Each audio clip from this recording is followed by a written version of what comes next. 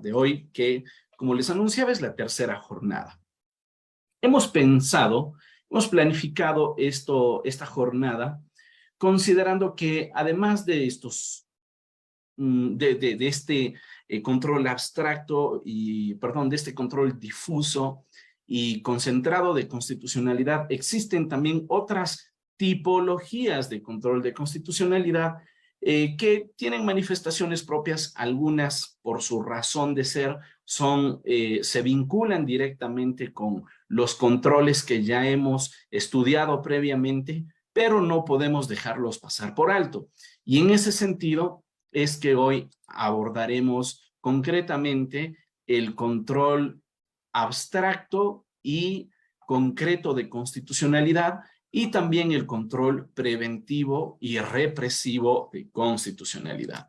Y para el efecto nos acompaña el profesor Andrés Briceño desde Colombia. El doctor Andrés Briceño es doctor en Derecho por la Universidad Carlos III de Madrid, abogado por la Universidad Externado de Colombia, máster en Derecho por la Universidad Carlos III de Madrid, docente e investigador universitario en la Universidad Externado de Colombia, catedrático de pregrado y posgrado en varias universidades colombianas y conferencista a nivel internacional. Tal como les anunciaba, el tema que va a abordar es el control abstracto y concreto de constitucionalidad.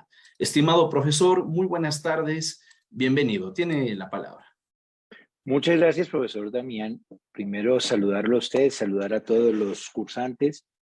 Un agradecimiento muy especial al Instituto Latinoamericano de Investigación y Capacitación Jurídica, LatinJuris, que usted lidera. Lo felicito, celebro todos estos espacios y agradezco que usted siga contribuyendo para toda la formación en Latinoamérica. Realmente no hay cómo valorar este ejercicio que usted hace desde Ecuador y la valía que representa LatinJuris para todas las organizaciones que están presentes en la formación académica. Lo mismo la Universidad Juárez Autónoma de Tabasco, que está como copartner en este ejercicio del Diplomado en Justicia Constitucional. Realmente para mí es un placer. Voy a entrar en materia. Muy importante el tema del control abstracto y concreto de constitucionalidad. En la actualidad, la mayoría de las constituciones democráticas consagra en su marco jurídico institucional la figura del control de constitucionalidad sobre diferentes tipologías normativas y quizás haciéndolo en un escenario que cada vez se ve más conflictivo entre la concepción de la abstracción y lo que podría ser el carácter concreto definitivo sobre ese control. Dicho control se erige como una garantía jurisdiccional de protección tanto de la propia Constitución en esa afirmación de lo que podría ser, usted veía el libro de Kelsen, la Constitución como norma de normas y como una especie de garantía mayoritaria en favor de las minorías políticas, ¿no? Y en efecto, se ha convertido en muchas ocasiones ese control de constitucionalidad en un contrabalanceo que ejercen nuestros tribunales y cortes constitucionales respecto de la garantía de los derechos fundamentales. Lo hemos visto recientemente en los diferentes países, pero en particular aquí en Colombia, en escenarios complicados, complejos, como el aborto, la eutanasia, como los problemas que están referidos a temas contractuales, ambientales, entre otros temas. Incluso, con ocasión del acuerdo de paz, nosotros tuvimos un gran reto de someter a la Corte Constitucional y al mismo Consejo de Estado a un ejercicio muy amplio de control de una cantidad de normas que se estaban produciendo para articular y estructurar todo ese sistema de verdad, justicia, reparación y no repetición que en este momento está operando y que sigue generando sus frutos, si bien para algunos con cierta lentitud, pero está generando sus frutos. En este control, y ustedes lo toman desde la perspectiva de la concepción que nosotros hemos manejado, los tribunales o cortes constitucionales revisan la constitucionalidad, ¿no? En algunos casos incluso hacen un control que viene complementario con normas o estándares convencionales. Y usted sabe que nosotros hemos sido muy de la defensa de la necesidad de integrar en el control abstracto de constitucionalidad la exigencia o la exigibilidad mejor de los estándares convencionales. Sin embargo, claramente es un control que está definido desde el punto de vista de resolver tensiones que se pueden dar en principio entre el poder legislativo y el judicial, porque se argumenta que este último realmente, al no ser electo popularmente, como se ocurre con el legislador, al hacer un contrabalanceo en ese control de constitucionalidad, realmente lo que hace es una pugna frente a esa legitimación democrática. Aunque por otro lado, y no es menos cierto esto, que su origen democrático, y un saludo a todos los que están en este momento, que su origen democrático electoral no le va a brindar plena libertad al legislador en lo que es la afirmación de los preceptos normativos, porque debe atender a ciertos presupuestos, a ciertos procedimientos en esa creación normativa que no están librados al albur de las mayorías. Así como uno sugiere la lectura de Hans Kelsen en la definición del control de constitucionalidad, y ahora que veo que usted dice que nosotros los profes podemos sugerir textos, le haré llegar por su chat varios textos, por lo menos al menos 10 entre libros y artículos que puedan tener nuestros cursantes y que puedan ellos utilizar en su desarrollo. Porque aquí hay un tema muy importante, ¿no? Digamos, en la definición de Lowenstein de decir si estamos ante una constitución más o menos flexible, en la construcción que podría ser a partir de la definición constitucional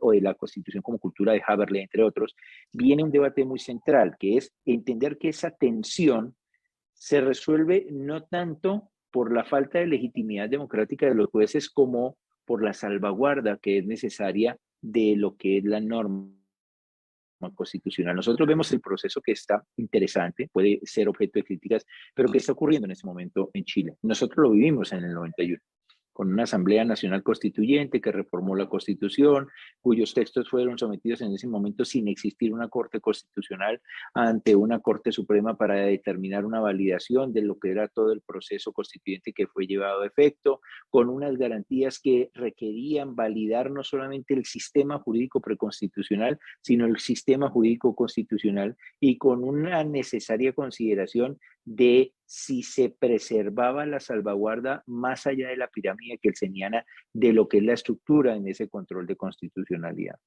Y evidentemente es necesario entender que ese control de constitucionalidad se da desde una perspectiva que uno podría pensar que puede afirmarse en diferentes escenarios, ¿no? Si nosotros nos remitimos a la Constitución colombiana, nosotros encontramos que el control de constitucionalidad en Colombia puede darse de manera quizás denominada abstracta con el típico control de constitucionalidad que define el control de constitucionalidad que define el artículo 241 de la Constitución y encaminado a validar, verificar si las normas, las leyes, ¿no? Los actos legislativos o reformatorios de la Constitución, las leyes de diferente naturaleza que sean expedidas por el Congreso, leyes estatutarias cuando están referidas a normas de derechos fundamentales, leyes orgánicas, leyes ordinarias, se corresponden con los estándares y presupuestos básicos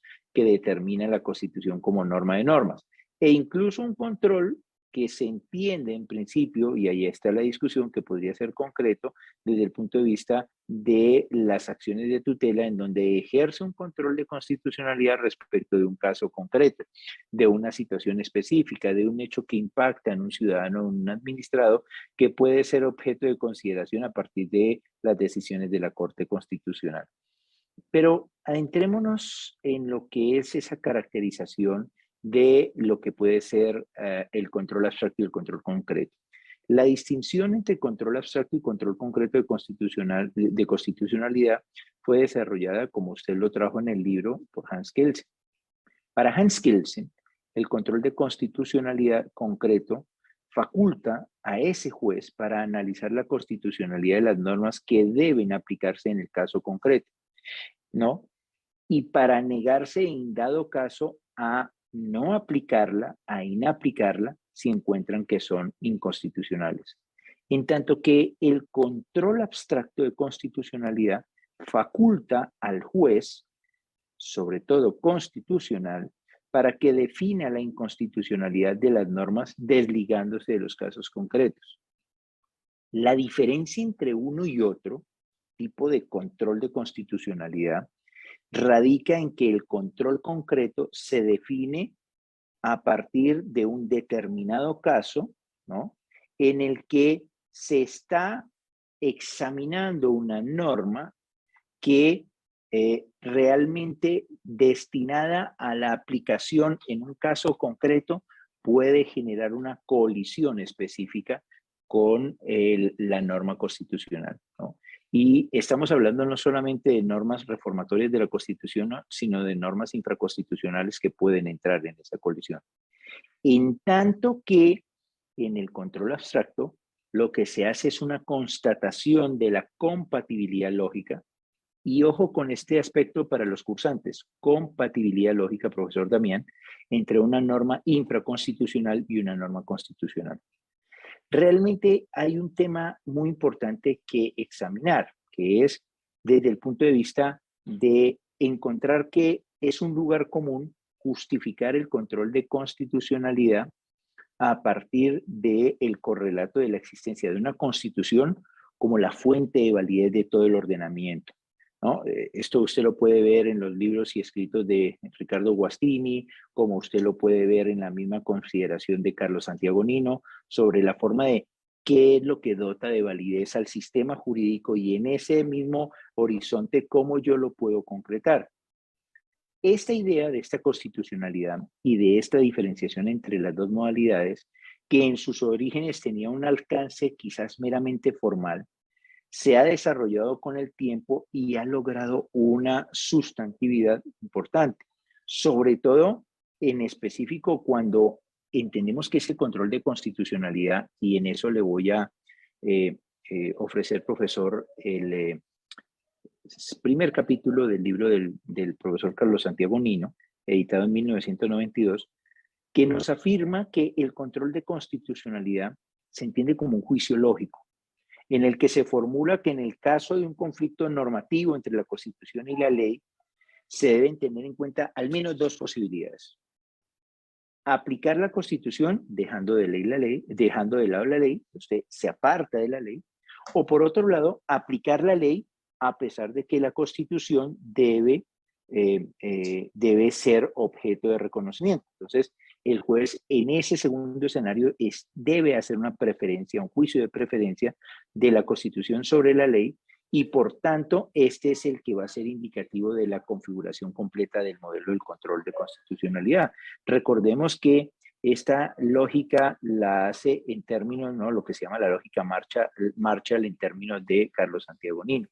Por tanto, es muy importante tener presente desde la idea, por ejemplo, incluso de la teoría de la Constitución, que la Carta Política de todos los estados como norma jurídica implica que sus contenidos de las normas constitucionales deben ser exigidos judicialmente y que por el contrario, la inexistencia de un control judicial de esa Constitución deviene en la inexistencia material del mismo sistema jurídico. En su momento lo afirmó en un texto sobre la validez jurídica de los actos en el marco de la Constitución de 1978, el administrativista Eduardo García Enterría. Es un artículo de la RAP que también se lo puedo ofrecer, que es muy interesante sobre esa lectura que se da.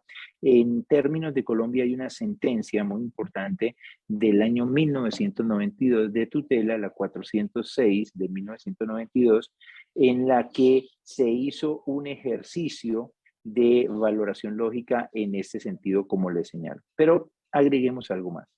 Ese control de constitucionalidad es en su esencia una actividad de naturaleza valorativa por parte del juez al que le corresponde.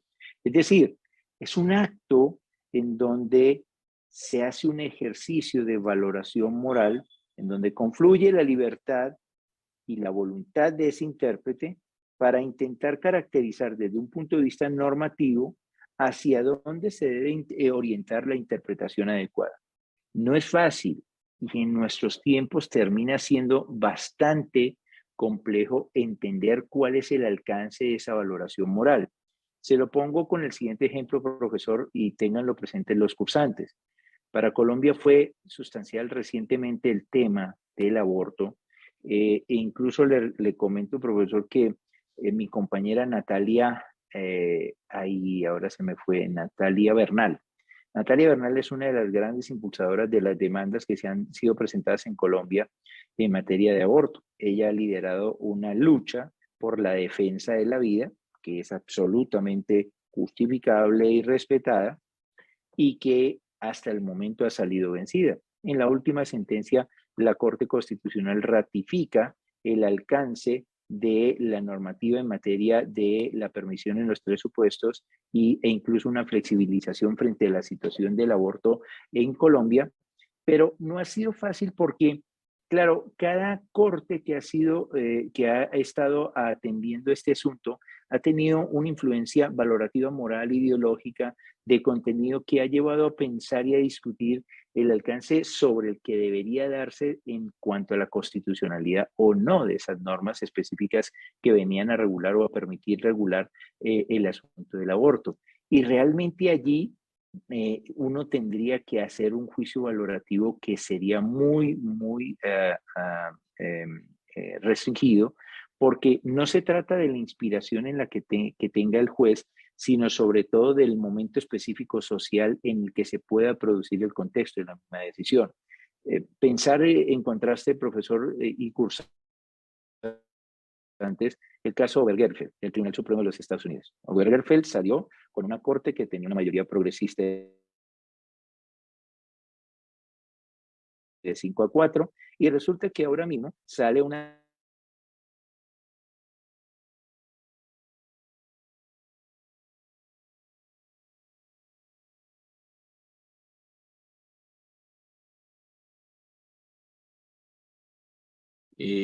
Profesor, me parece que hay algún problema con su conexión. Ya vamos a ver si lo retomamos.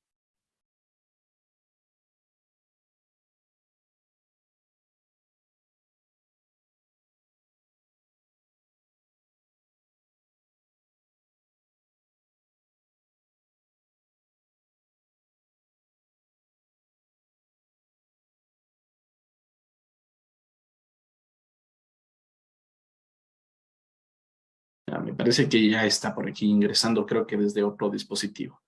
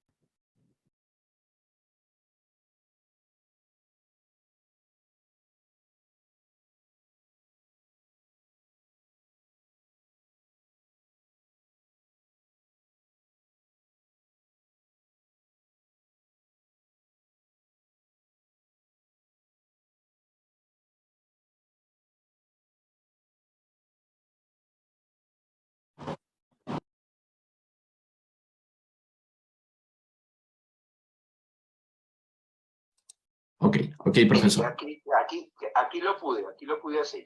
Ok. Me dice que Ya. pronto me va a permitir. Lo he Listo. tenido que hacer por el celular.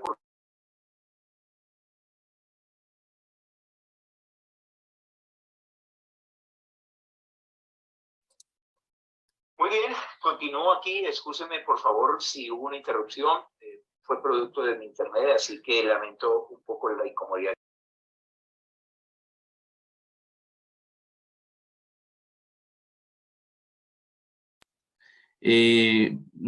Por favor, ¿nos pueden confirmar si es que se escucha el profesor Andrés? No se escucha. Perfecto, aquí en La Paz, Bolivia.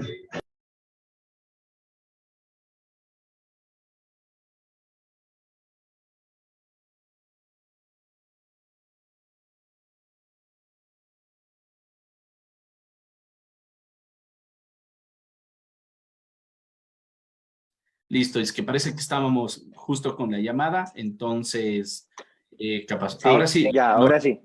ya, ahora Ahora sí. sí. Ahora sí. Adelante. Qué pena. Se le escucha, doctor. Excúseme, por favor, a todos, no tiene que ver con Latin Juris ni con la universidad, ha sido mi internet que me ha jugado una mala pasada.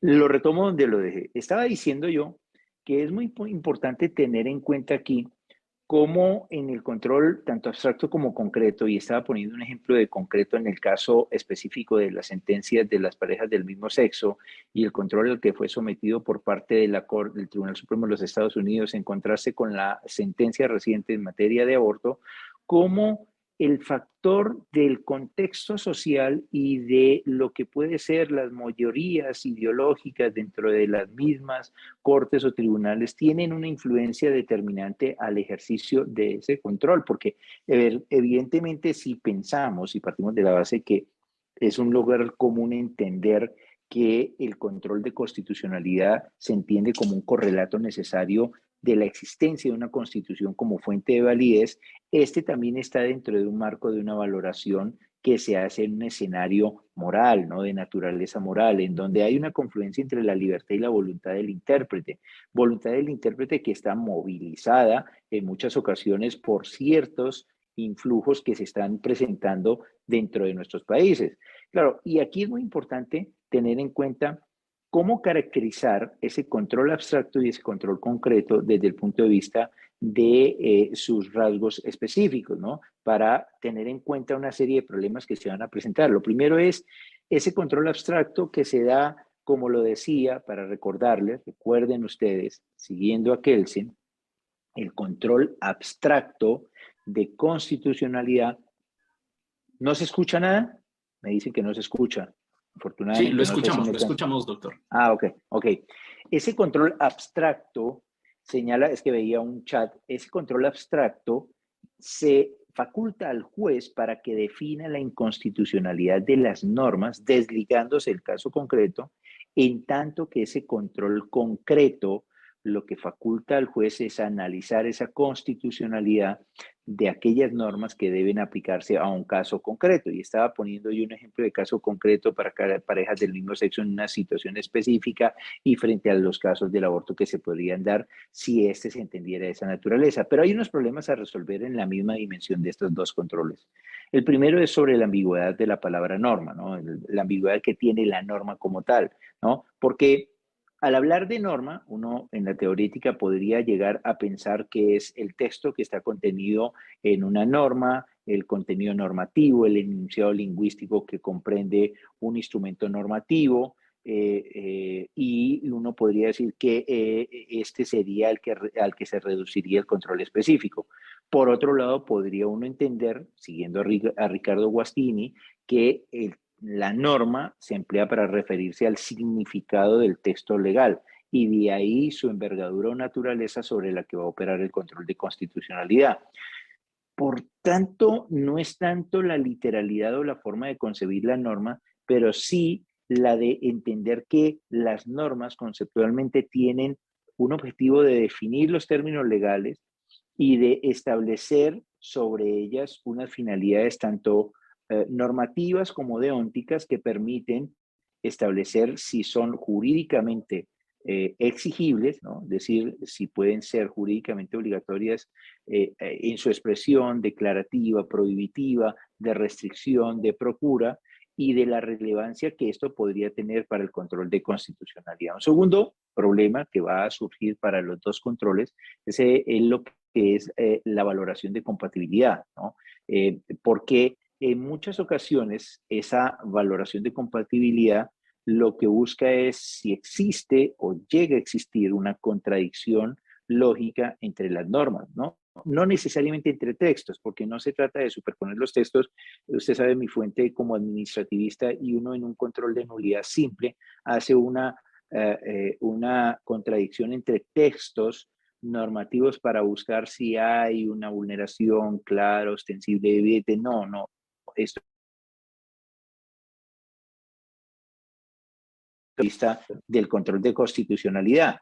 Por tanto, esas contradicciones lógicas se van a generar especialmente cuando existe esa colisión de dos normas que, referidas a un mismo caso, presentan soluciones jurídicas diferentes e incompatibles, ¿no? Eugenio Bulíguin y Carlos Santiago Dimino nos lo dicen siempre. Y sobre todo en ese ejercicio de valoración, en ese examen de compatibilidad, existe una labor del juez en la que tiene que hacer una interpretación no solamente del texto, sino analizar la consistencia, la tensión, el nivel del mismo, la contradicción que se produce, la forma en la que la operación interpretativa está encaminada, si esa operación interpretativa está centrada sobre actividades que llevan a lo que es el contenido básico de la norma o incluso sobre el alcance cognitivo. Por ejemplo, muchas veces uno diría describir que la norma puede adscribirse a un texto normativo o no, o si esa interpretación se queda en una esfera solamente volitiva del juez, por tanto su decisión va a estar orientada hacia una interpretación que no necesariamente está operativizada por el contenido o el tenor literal al estilo de Federico Bonsaini, sino desde el punto de vista de la interpretación operativa, como nos lo dice Ricardo Guastini. Por tanto, es muy importante tener presente que en los dos controles, el abstracto y el concreto, es esencial tener una definición específica de lo que puede ser el control de constitucionalidad de las normas. Y en una definición tradicional de ese control de constitucionalidad, uno podría decir en los dos escenarios que el juicio de el estudio de compatibilidad lógica entre las normas, una de las cuales siempre va a ser la Constitución, lleva a que muchas veces incluso ese control abstracto, cuando no está referido a la aplicación de una norma en concreto, o ese concreto cuando está referido a una norma en concreto, tengan como matriz la necesidad de examinar, por ejemplo, asuntos de procedimiento o asuntos de fondo. Porque evidentemente, cuando se expide una norma y se va a confrontar con la Constitución, si se hace en abstracto, esto es para preservar lo que es la regularidad de las formas, no para darle el sentido de la entidad de que es lo principal, sino para establecer que hay una forma regular de producir las normas y de generarlas.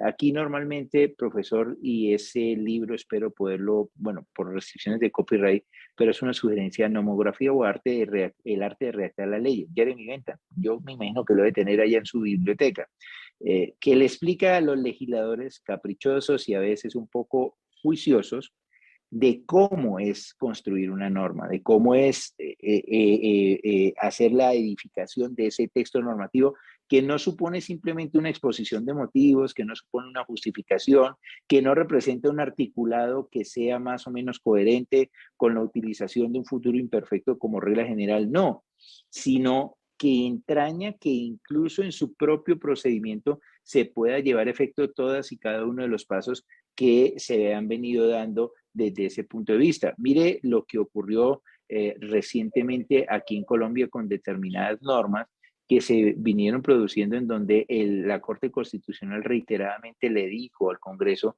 que no había cumplido con su mandato de someter esas normas, tanto para una aplicación en un caso concreto como de manera general, a los procedimientos que estaban previstos en la legislación colombiana, que hay una legislación sobre la formación de las leyes que debe ser obedecida, tanto por la forma de que entre la norma para hacer su regulación, el trámite correspondiente, las votaciones que se deben dar las mismas, las discusiones en las diferentes comisiones, en las plenarias, las vueltas que deben ser sometidos los actos legislativos, las normas en materia de protección de derechos fundamentales, entre otras cosas.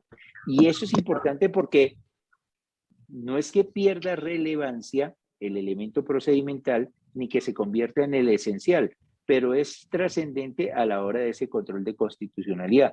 Claro, sin duda alguna, va a ser lo más importante que se examine el fondo, ¿no? Porque las sentencias de constitucionalidad, tanto en la dimensión abstracta como concreta, normalmente también procuran hacer un juicio del contenido de esa ley en contraste con la norma constitucional, ¿no? Porque evidentemente esa es una de las búsquedas que siempre se trata de presentar para lograr el alcance correspondiente de lo que puede ser el control que se viene dando. Entonces, evidentemente, eso es muy importante para tener presente. Yo traía en el día de hoy un ejercicio muy interesante por el tema del tiempo. Hay una sentencia en Colombia que siempre se ha destacado sobre el control abstracto y el control concreto, que se la voy a facilitar, sobre todo en el control abstracto de constitucionalidad. Es la sentencia C-400 del año 2013. En esta sentencia, la Corte Constitucional se pronuncia sobre la constitucionalidad de unas normas del Código de Procedimiento Administrativo y lo contencioso administrativo. Se entiende que es un control abstracto porque no está referido a un caso en concreto y se hace abiertamente sobre una codificación en materia de lo contencioso administrativo. Específicamente lo que se estaba controlando, profesor, eran unos incisos de dos artículos, el 135 y el 189 de la Ley 1437 del 2011, como un típico ejemplo de un control de constitucionalidad en abstracto.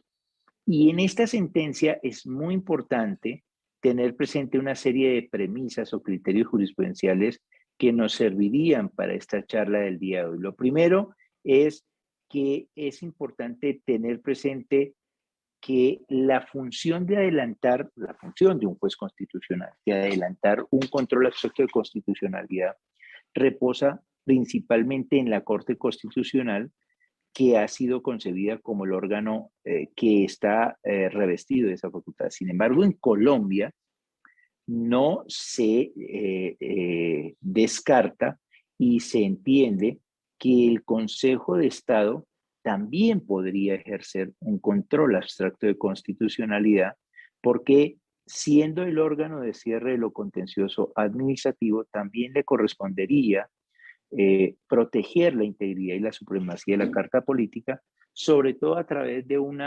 instrumento o medio de control que es la nulidad por inconstitucionalidad, especialmente de los decretos dictados por el gobierno nacional. Y traigo esta sentencia a colación porque eso fue lo que ocurrió durante la época de la pandemia. Durante la época de la pandemia, el presidente de la República anterior expidió una serie de normas con carácter extraordinario en ejercicio de la declaratoria de una situación excepcional que está prevista en el artículo 215 de nuestra Constitución, y estas estaban sometidas al control, estas normas, en abstracto de la Corte Constitucional.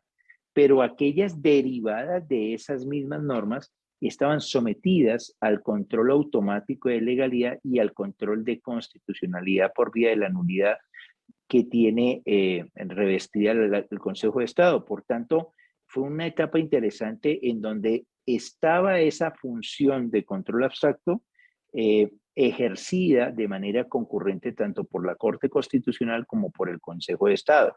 Entonces, evidentemente eso es interesante para ver el alcance y la forma de cómo uno puede dimensionar la forma de entender ese control abstracto. Una segunda cuestión que nos trae esta sentencia es, ¿ese control abstracto a qué está encaminado?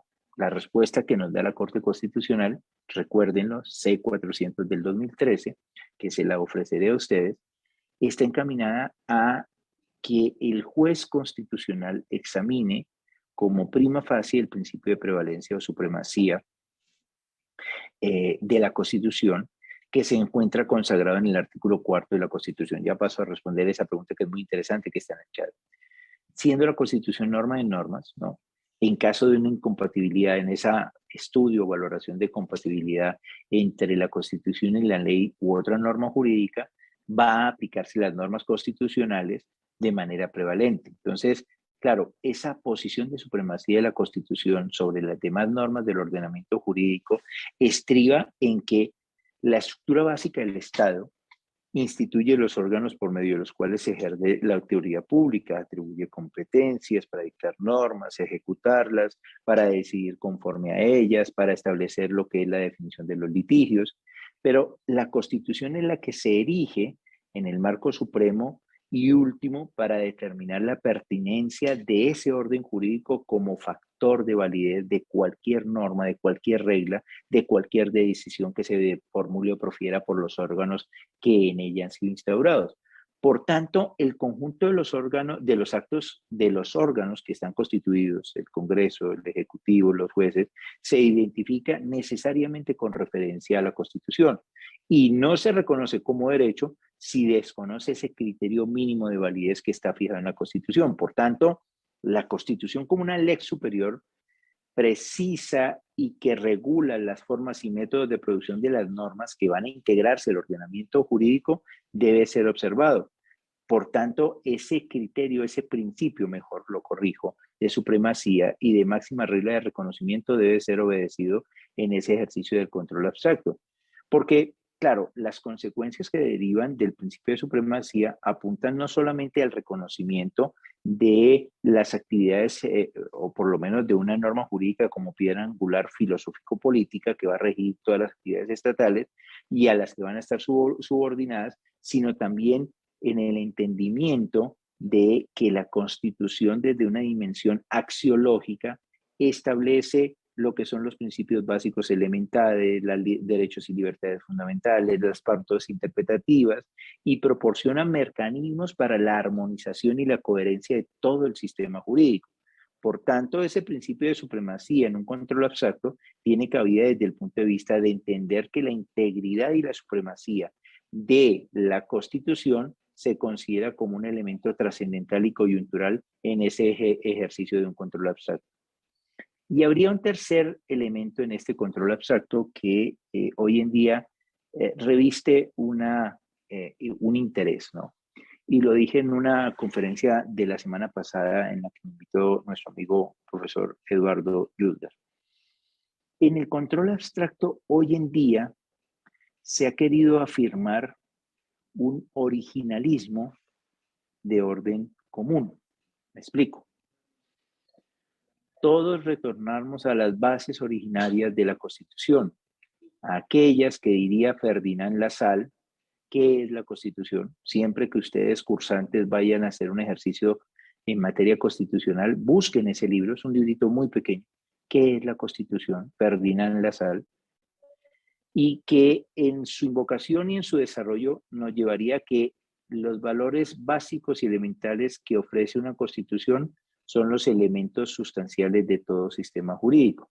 Por tanto, nos debemos remitir siempre a los orígenes de esos valores fundantes y estos ser los elementos prístinos y originales con base en los cuales los jueces deben ejercer un control abstracto de constitucionalidad.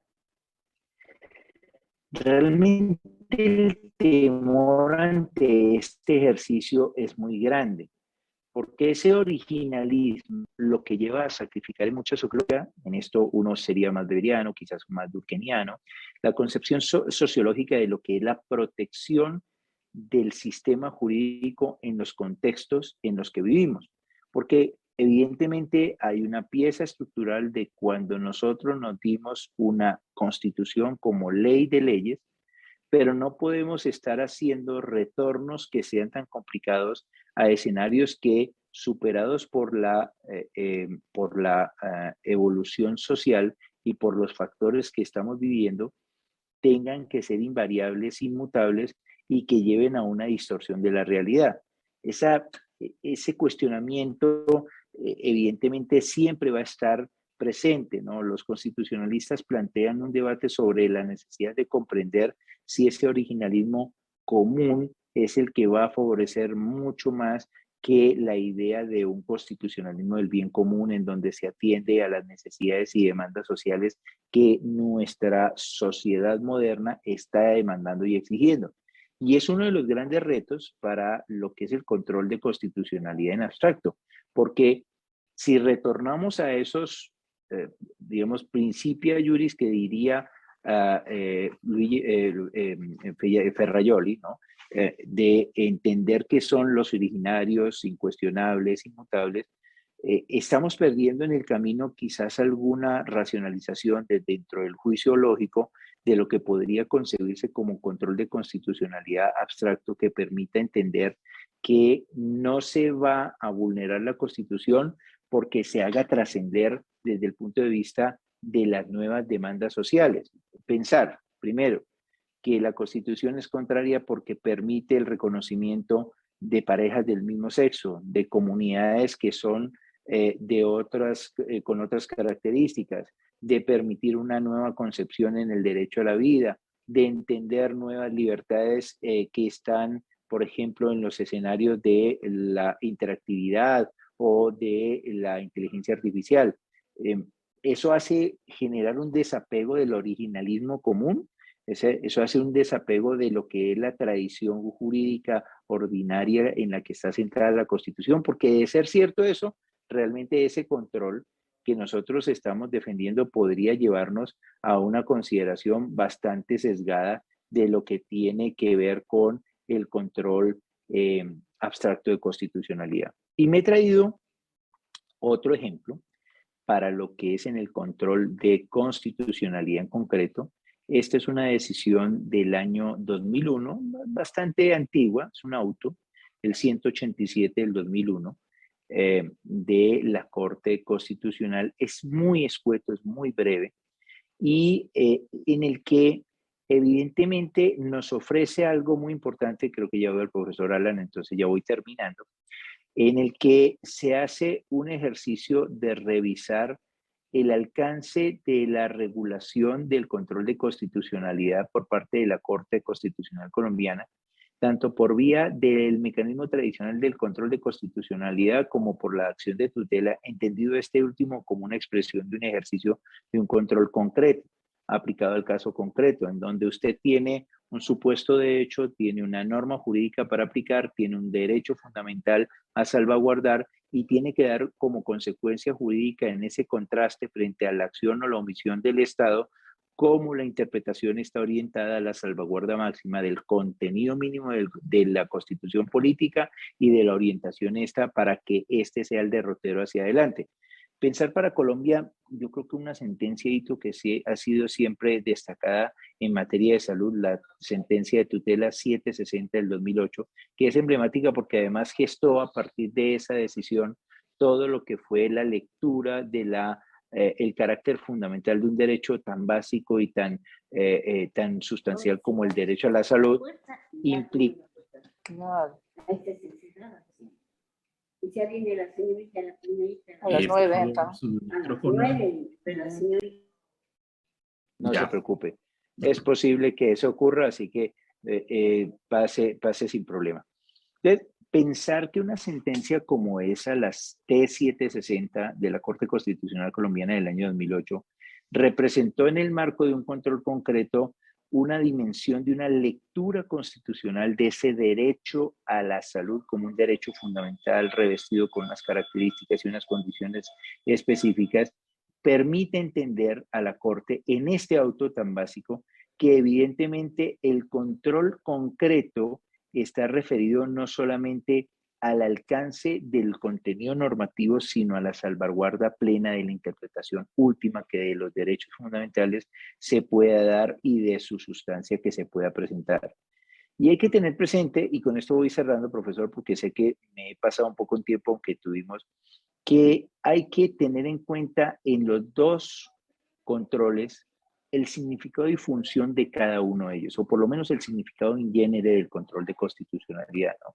Porque un control entendido como la realización de una revisión, de una verificación, de una comprobación de diferentes objetos sobre lo que es los cuerpos normativos que pueden entrar en colisión tanto con la norma constitucional como dentro de su aplicación en concreto con el ejercicio de derechos y libertades, en donde en el ámbito jurídico ese control se refiere al establecimiento de una serie de mecanismos que permiten evitar el ejercicio abusivo o no conforme del derecho al poder, que sería en una lectura básica, por lo que uno de los principales y quizá yo diría el esencial objetivo es el control de las normas, ¿no? Tanto en lo que es el acto de creación como en el acto de aplicación.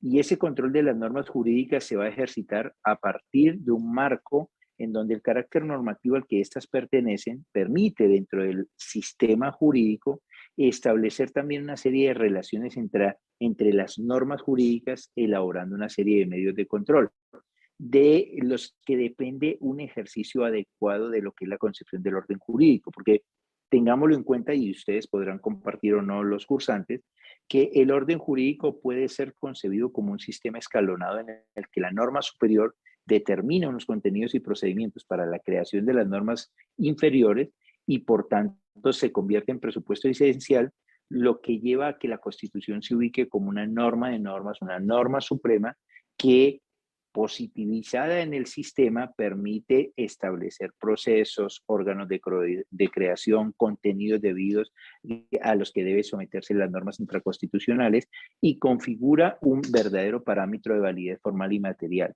Pero evidentemente esa posibilidad enfrenta un reto hoy muy importante, que es comprender la supremacía constitucional en contextos que son variables, dinámicos y que pueden llevar a una necesaria contrastación de lo que puede ser la utilidad de cada uno de estos controles con base en lo que puede ser la impactación en la sociedad.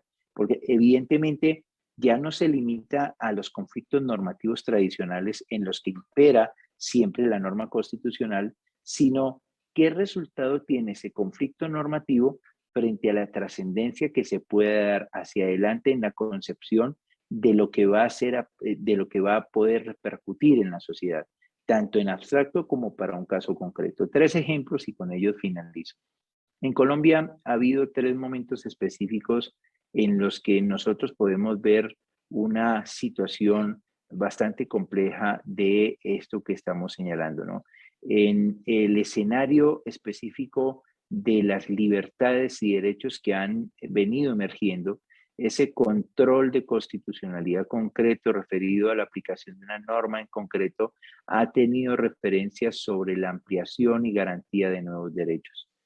El matrimonio de las personas del mismo sexo, la posibilidad de que pueda ser reconocida la patria potestad a parejas del mismo sexo, la oportunidad para conceder o no el reconocimiento de la eutanasia de las personas que puedan tener una muerte digna, entre otras cosas, permiten hacer una lectura que quizás no en una realidad material, pero sí en un contexto social. Boaventura da Sousa y algunos autores que decían el contexto sociológico de la comprensión de la Constitución. Hay un artículo en su momento que hizo Gregorio Pérez Barba sobre este tema que permitía entender que los contextos sociológicos son importantes para lo que es la comprensión de los controles de constitucionalidad que se puedan dar.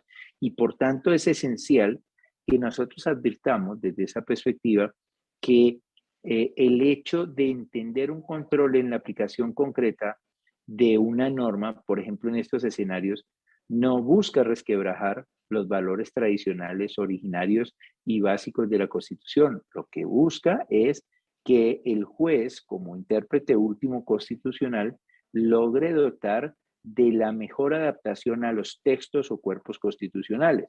Siempre se ha invitado a que nosotros no seamos proclives a generar reformas constantes de la Carta Constitucional porque eso puede llevar a una inestabilidad jurídica, a una pérdida de credibilidad y a una afectación de la legitimidad democrática.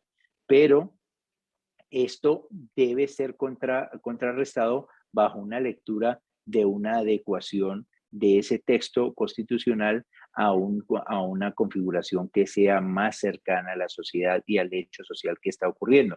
En un escrito hace un tiempo que yo trabajaba de Giovanni Sartori, el autor, profesor italiano, realmente el contraste que él nos planteaba frente a lo que sería el derecho dúctil de Gustavo Zablevsky es mantener lo que es la línea tradicional del concepto de constitución como norma que cierra los espacios a aquello que pueda deformar el sentido mismo de la Constitución, o como norma que puede llegar a adaptarse y a generar una necesaria conformidad con el hecho social que está ocurriendo y que necesariamente debe ser objeto de reconocimiento por este intérprete último.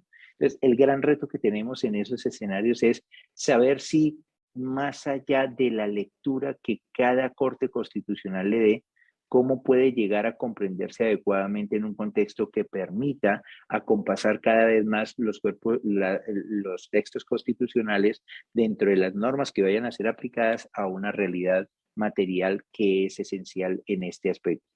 Y por el otro lado, en el abstracto, el gran reto, y eso es lo que nos plantean las decisiones recientes del Tribunal Supremo de los Estados Unidos, que nos plantean ciertas cortes en el mundo, el Tribunal Constitucional de la India, entre otros, es pensar cómo desde el punto de vista del control constitucional, nosotros tenemos que estar apegados, es el bien común, el elemento central que debe ser objeto de salvaguarda por las constituciones.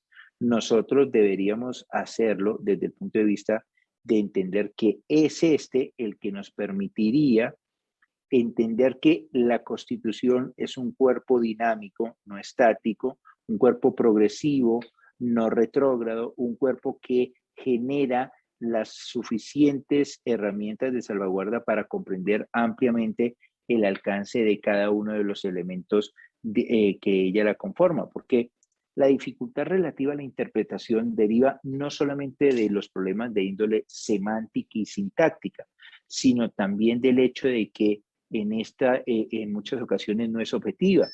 Si ustedes toman, por ejemplo, a Robert Alexy dice que la interpretación debe ser correcta, pero entendida esa pretensión de corrección, ¿no? Y esto lo hace sobre todo en sus escritos sobre temas interpretativos de la Constitución. Esa pretensión de corrección significa que la decisión sobre qué puede ser o no constitucional en una confrontación normativa, en un control abstracto, esté fundado coherentemente en el marco del sistema jurídico que está siendo examinado.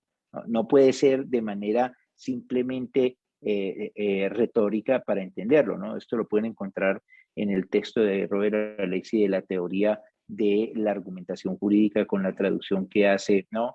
Y en la teoría de la argumentación jurídica de traducción que hace Manolo Atienza en su momento. Incluso en el libro de argumentación jurídica del mismo Manolo Atienza, ustedes van a encontrar esta referencia que se hace. Por tanto, en el control abstracto hay un reto muy importante, porque ese conflicto normativo normalmente está llamado a invocarse a partir de un problema de validez de las normas, de una cuestión de prevalencia, ¿no? Si usted va a Chaim Perelman, diría que existe un conflicto entre la ley y la Constitución en donde tiene que imponerse uno de ellos. Entonces, esto parece como en ahora para Ecuador, que están con la UFC y veía un peleador en la contienda entre dos peleadores, entonces siempre va a salir la Constitución, ¿no? Porque normalmente estaremos ante una situación antinómica que va a ser resuelta a favor de la Constitución. Y para Perelman, el problema, por ejemplo, en el escenario de las antinomias en un control abstracto de constitucionalidad, se presenta de manera aguda cuando las normas son incompatibles, ¿no? Las normas incompatibles, mejor, son igualmente incompatibles y no existen reglas generales que permitan para un caso concreto otorgar una prioridad. Y en muchas ocasiones en el control abstracto no existe esa priorización más allá del contraste que se pueda dar con la Constitución, porque al final esta como tal es un proceso de abstracción de la Constitución, ¿no? Un proceso de consideración abstracta de la Constitución en donde por supuesto que va a gozar de prevalencia el principio, o de primacía mejor, el principio de supremacía de la Constitución. Entonces, claro, si yo voy a un escenario en el que yo tomo la resolución de esos factores antinómicos para resolver en ese ámbito de la abstracción el control de constitucionalidad, realmente Perelman me daría una referencia diferente. Y finalizo con esto. Para el control abstracto, es muy importante que en el proceso de determinación de la existencia de un conflicto normativo, tener en cuenta la complejidad que puede representar que las normas puedan operar de diferentes maneras, de tal manera que la simple determinación del significado no va a bastar para establecer la forma de contradicción por parte del juez constitucional con la norma constitucional. Cuando ustedes toman la teoría de los derechos fundamentales de Robert Alexy, nos dice que las normas se dividen en principios y reglas y que la diferencia se refiere principalmente al modo en el que las normas operan, sobre todo en el conflicto que se va a dar. Y Alexy nos dice que los principios como mandatos de optimización que pueden ser cumplidos de manera diferenciada o gradualmente diferenciada, no obedecen a la misma categorización de las reglas que tienen un carácter definitivo, por lo que al hacer esta distinción, sobre todo en el control abstracto, donde hay muchos principios en contienda, muchas veces la solución a ese conflicto de normas, en el caso del control abstracto, lleva a la necesaria utilización de métodos y de soluciones que se hagan viables solamente a partir de una contrastación de compatibilidad que esté sometida no solamente a contenido, sino al sentido mismo del principio. Nosotros hoy en día vemos que las cortes constitucionales están cada vez más encaminadas a utilizar principios, entonces el principio democrático, el principio pro homine, el principio de dignidad, el principio de distinción, el principio de prevalencia de los derechos fundamentales, como pieza clave a la hora de la valoración y medición de la contradicción potencial que se puede dar entre los contenidos de las normas. Pero cuidado al hacerlo, porque en este ejercicio es importante tener en cuenta que esta distinción entre lo que es un principio y una regla va a repercutir en ese proceso de solución del conflicto de normas. Porque tanto en el caso del control abstracto como en el caso del control concreto, los métodos y las soluciones van a ser viables siempre y cuando se entiendan adecuados a ese escenario específico. Pensar que la inconstitucionalidad material puede indicar la existencia de una incompatibilidad o incluso de una contradicción entre los contenidos de las normas. Y que en el caso de un conflicto entre dos reglas, una solución posible es introducir una cláusula de excepción que permitiera armonizar esas normas, pero también con la posibilidad de que se faculte a la autoridad para integrar el sistema jurídico. Puede que haya otra opción, que sería la de eliminar la norma secundaria, que se declara inconstitucional y se saca del ordenamiento, y que sea suspendida su aplicabilidad para el caso concreto, o que sea eliminada del orden jurídico vigente, impidiendo así su futura aplicación. Esto ha sido un debate que en el constitucionalismo moderno ha tenido muchas dificultades, sobre todo aquí en Colombia, por aquello de los efectos que le ha querido dar a partir de la constitucionalidad en abstracto de ciertas normas. La Corte Constitucional recurrentemente determina unos efectos que pueden en el tiempo generar una transitoriedad. Entonces, cuando saca del ordenamiento una norma que al entrar en colisión con la carta política en un control abstracto, le da un periodo de tiempo al Congreso de la República para que siga regulando y entiende que en ese periodo transitorio surte ciertos efectos esa normativa que ha sido expedida con contrariedad al sistema normativo constitucional. No es fácil de aprender ni fácil de comprender, porque realmente podría tener más de una complicación a la hora de entender tanto en el control abstracto como en el control concreto de constitucionalidad. Bien, profesor. En nuestro escenario nosotros debemos tener claro, y espero que en este ejercicio que me han favorecido, tener presente que el control de constitucionalidad en sus dos dimensiones, abstracto y concreto, tiene una vocación específica y tiene una forma de lectura, y que tiene que ser leído de tal manera que permita, o por lo menos privilegie, la comprensión adecuada de todos y cada uno de los elementos que están presentes a la hora de su manejo. Y recordar nuevamente, ¿Cuándo es que se produce un control concreto siguiendo la tesis kelseniana?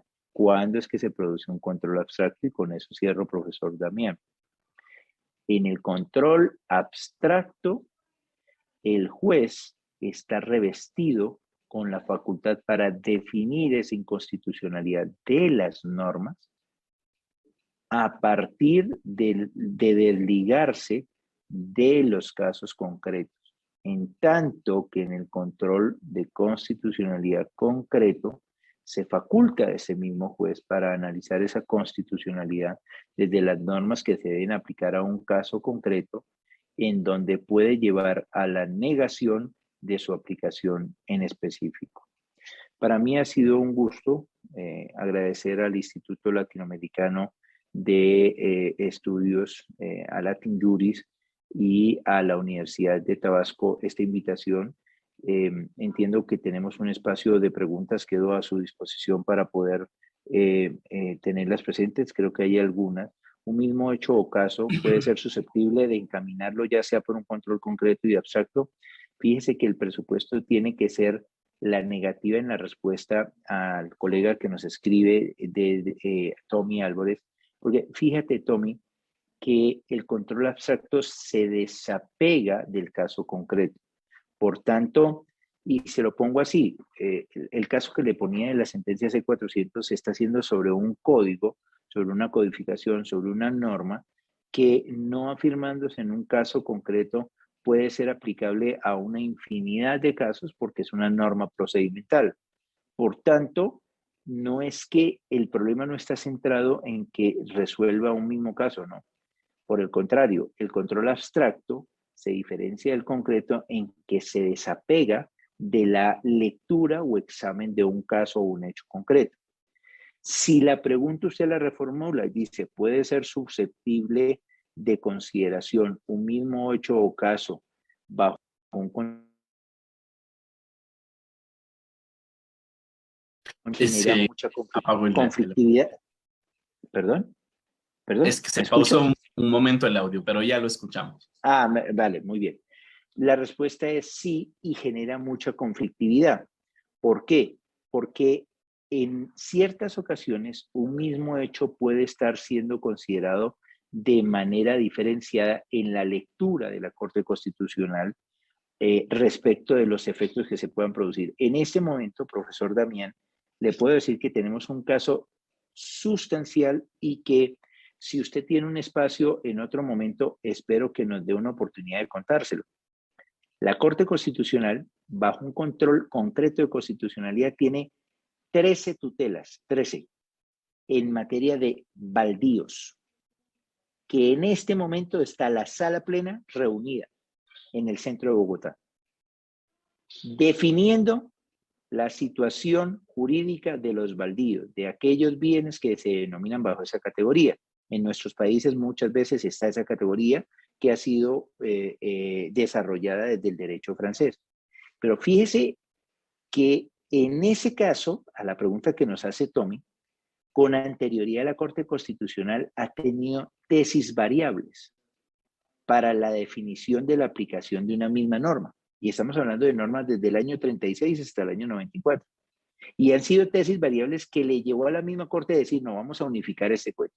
Porque para la seguridad jurídica, en un control de constitucionalidad, es esencial la comprensión, lo que nos decía Nino. Al final, la comprensión que se vaya a dar de un control de constitucionalidad está llamado a que, uno, o aplique la Constitución dejando de lado la ley, o dos, aplique la ley a pesar de la Constitución, pero en cualquier caso va a preferir la Constitución. Esas son las dos alternativas en lo que denomina Nino como la lógica Marshall. Entonces, evidentemente en el caso de los baldíos, y para darle respuesta a Tommy, ahí sí que se podría configurar la pregunta que usted hace, que es muy interesante para tener en cuenta en ese interrogante, mi querido profesor, porque quería darle respuesta a Tommy, que hizo una pregunta oportuna, saludándolo en donde se encuentre Tommy. Muchas gracias, profesor Damián. Sí, muchísimas gracias igualmente, apreciado profesor Briceño, por esta interesante conferencia. Nos ha compartido usted algunos elementos en el ámbito del control abstracto y del control concreto de orden práctico a partir de los casos que nos ha compartido y que en otras sesiones pues todavía no quedaron todavía pues del todo explícitas como con su conferencia. Así que, estimado doctor, en honor al tiempo, voy a agradecerle sin más y desde luego, pues, aprovechar este espacio, esta oportunidad, doctor, para comentarle que este diplomado va a culminar, entre otras cosas, con un congreso en la ciudad de Cuenca, al que nos gustaría públicamente, pues, invitarlo para que nos pudiera Allá acompañar. estaré, Profesor allá estaré. Vargas, que también dará la próxima conferencia.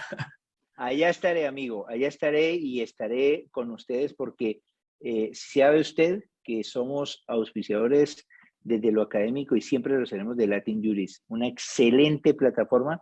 Yo les recomiendo a todos los cursantes que sigan y apoyen a Latin Juris. Un gran abrazo, profesor, desde Bogotá, y allá nos veremos. Hay una pregunta que hace Antonella, se la responderé por el chat y se la enviaré respecto de los alcances y límites. Y el material prometido lo tendrá. Un gran abrazo desde Bogotá. Muchas gracias. Muchas gracias igualmente, profesor. Un abrazo.